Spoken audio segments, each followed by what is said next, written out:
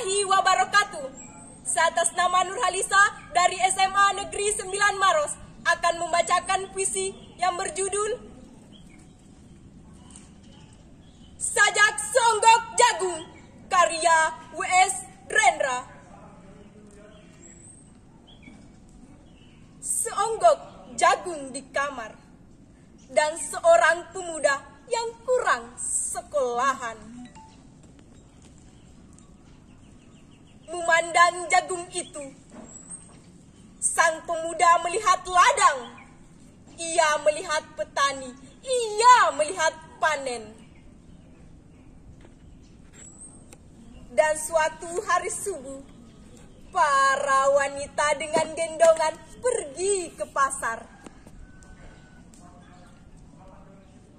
Dan ia juga melihat suatu pagi hari di dekat sumur, gadis-gadis bercanda sambil menumbuk jagung menjadi maizena. Sedang di dalam dapur, tungku-tungku menyala di dalam udara murni. Tercium bau kue jagung. Seonggok jagung di kamar, dan seorang pemuda, ia siap menggarap jagung. Ia melihat kemungkinan otak dan tangan siap bekerja. Tetapi ini seonggok jagung di kamar dan seorang pemuda tamat SLA. Tak ada uang, tak bisa menjadi mahasiswa, hanya ada seonggok jagung di kamarnya.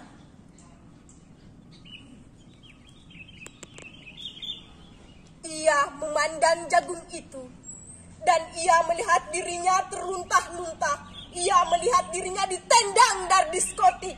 Ia melihat sepasang sepatu kenes di balik etalase. Ia melihat saingannya naik sepeda motor. Ia melihat nomor-nomor lotre. Ia melihat dirinya sendiri miskin dan gagal.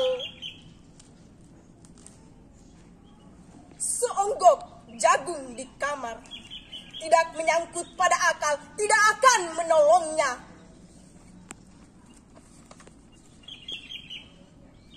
Seonggok jagung di kamar tidak akan menolong seorang pemuda yang pandangan hidupnya berasal dari buku dan tidak dari kehidupan, yang tidak terlatih dalam metode dan hanya penuh hafalan kesimpulan, yang hanya terlatih sebagai pemakai tetapi kurang latihan bebas berkarya. Pendidikan telah memisahkannya dari kehidupan. Aku bertanya, apakah gunanya pendidikan bila hanya akan membuat seseorang menjadi asing di tengah kenyataan persoalannya? Apakah gunanya pendidikan bila hanya mendorong seseorang menjadi layang-layang di ibu kota, kikuk pulang ke daerahnya?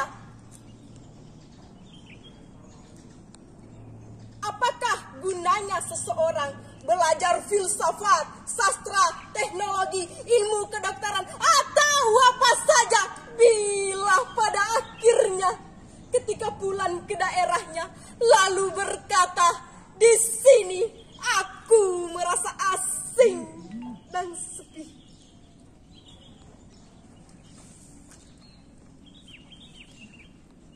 Puisi bebas, karya diri saya sendiri, Nurhalisa. Aku ingin seperti mereka. Seorang gadis kecil yang berasal dari desa, tak punya banyak uang, tapi punya cita-cita yang tinggi. Harapan dan tekad selalu digenggamnya agar kelak nanti cita-citanya tercapai. Mata yang selalu berbinar melihat orang sukses di luaran sana. Banyak orang sukses dari hasil jeripaya sendiri. Tapi mampukah aku yang hanya gadis pedesaan, yang berasal dari keluarga sederhana, tak mempunyai banyak uang, hanya mengandalkan pikirannya, hanya mengandalkan tenaganya, dan hanya mengandalkan ilmu yang ia miliki, hanya untuk mencapai cita-citanya.